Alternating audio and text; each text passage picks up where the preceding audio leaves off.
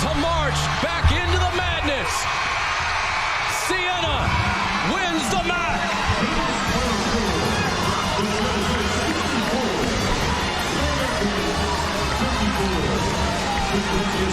Their ticket to March Madness.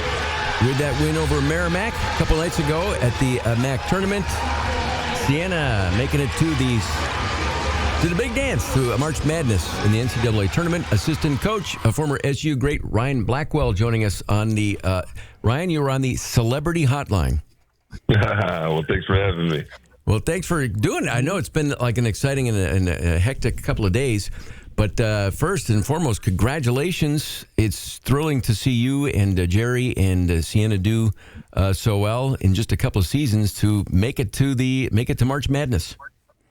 Yeah, it's been crazy. The last couple of days has been crazy. Our kids have been really locked in and focused.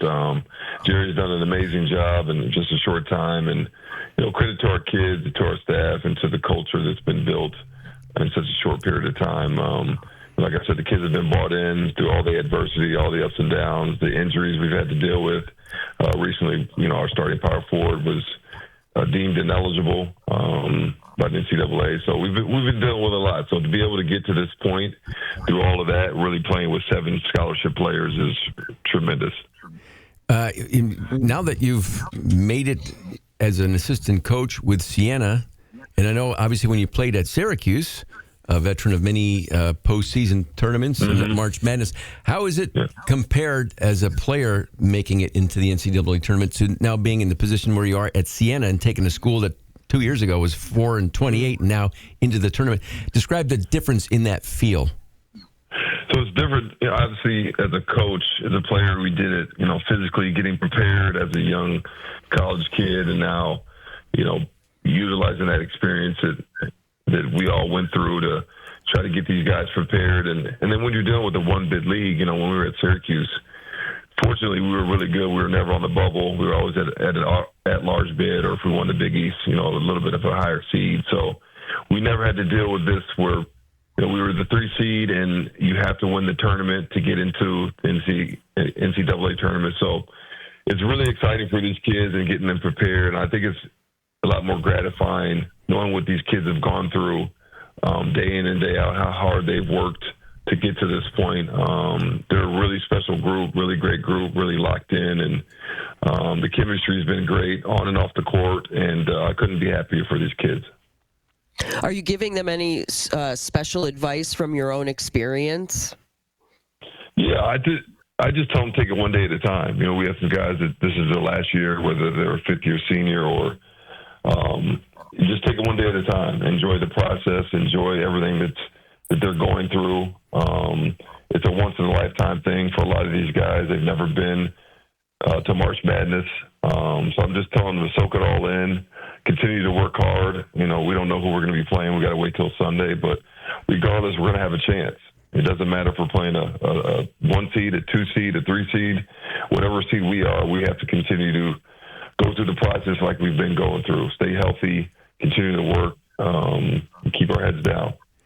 And Ryan, I know from a player standpoint, and as we're talking here, I just put your name in just out of curiosity for the years that you played and went into the tournament. I mean, the 1 year, and I think this is the 99-2000 team. I mean, I'm looking at the lineup with you. I mean, you had Atan Thomas, Queth Dwaney, Preston Shumpert, Jason Hart, Damone Brown. I mean, that's like an all-star lineup right there, obviously making it into the tournament. But when you guys make it into the tournament that far, that's such a bonding experience with you, and in your case, those players. But now the guys that you just coached with Gerry the other night, those guys will have this stick with them in this memory forever. They're going to have these memories forever. We still have a group chat with that group, with Etan and Jason and Preston. Preston now is at Liverpool and was coaching with me. So those relationships and those bonds, regardless of anything, they're going to last forever. And those are the memories that you're going to cherish and look back. And, the tournament run that we just had, the season that we've just had, those memories are going to last forever. So you guys have to cherish that. Nice, yeah. Take lots of pictures and don't post them on social media, right? Only the good ones. Only the good ones. Yeah, have them printed at Walgreens, right? Right, Do exactly. that. Don't post. Yes, exactly. Well, I know the tournament that you guys just won was in Atlantic City, and it was a late game. Yeah. So afterwards, were you guys able to go out? Like, where was it? Like, what facility in Atlantic City were you? The Boardwalk Convention Center, downtown Atlantic City. So it was such a late game. We didn't get back to the hotel till like 1 o'clock, and people were still up, ready to go. We stayed up with our fans, with the family members, and Deion Waiters was there, Tyus Battle was there, so it was good to have some of the Syracuse alumni in the building, and they celebrated with us. And I think we were up until maybe 4 or 5 in the morning, just having a good time, taking pictures, talking, reminiscing.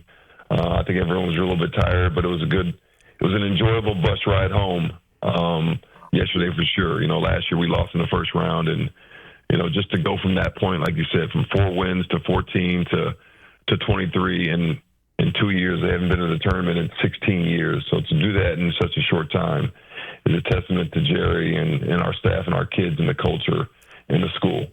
Well, with winning like that, Ryan, obviously comes a lot of attention, no doubt, for the staff and Gerry. As you mentioned, he's just done a fantastic job. How do you kind of like not pay attention to that part of what you guys do and focus on the next game, whoever it happens to be against?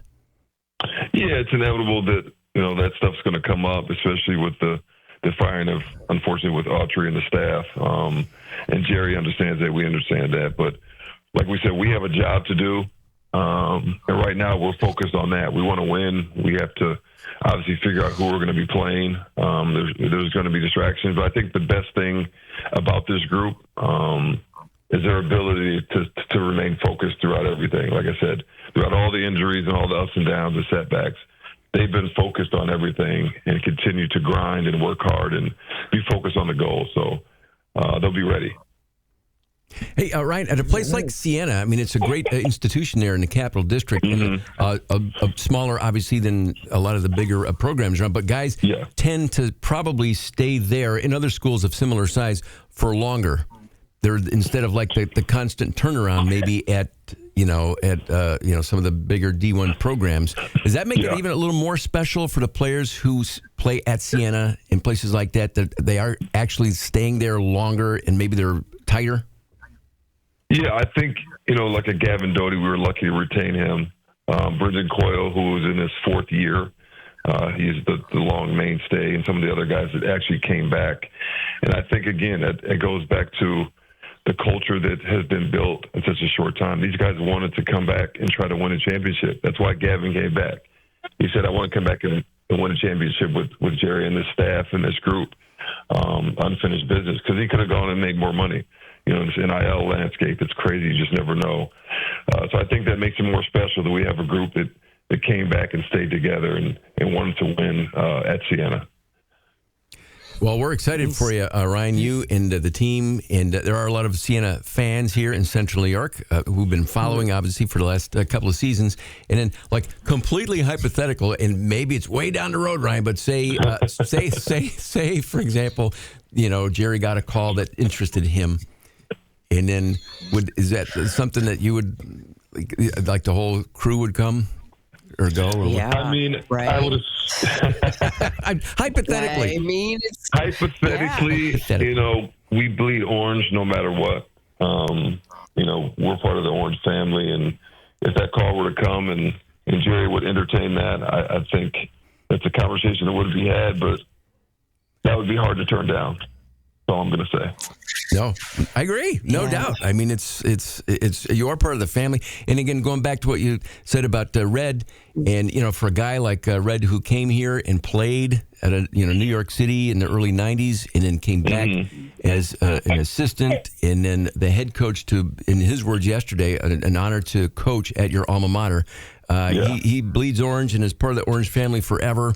And it's unfortunate that it didn't work out for him, but I hope that he is always welcome back if he's coming to be here to watch a game or visiting or whatever, that he'll be openly welcome as a part of the Orange family. Yeah, you should be. And like you said, it's basketball, it's business, it's sports. just because it didn't work out and he didn't do the job that he wanted to do and that the fans wanted him to do, it's okay. He's still part of the family, and he's done so much for the university. And like you said, we all bleed orange and want the best for the university and the basketball and football and all the other sports programs that succeed. So whoever, is the next up in line, hopefully, they'll continue that tradition and get back on track to where Syracuse basketball needs to be. Are you going to have a watch party on Selection Sunday, Ryan? Yeah, we'll be at the school at our UHY Center, and we'll be waiting and ready and anticipating where we're going to go and who we're going to play against, with all the guys, and we're all excited. Well, we are too. Happy and thrilled for you in Siena. Thank you. We appreciate it. All right, Coach. Congratulations. Best wishes. Thank you. Say hi to Gerry for us, and then go Saints. And kind of like before, you keep winning, and we'll keep calling. Sounds good. Yeah. Okay, thank you, Ryan. All right. All right. Take care. Bye. Thanks again. Bye.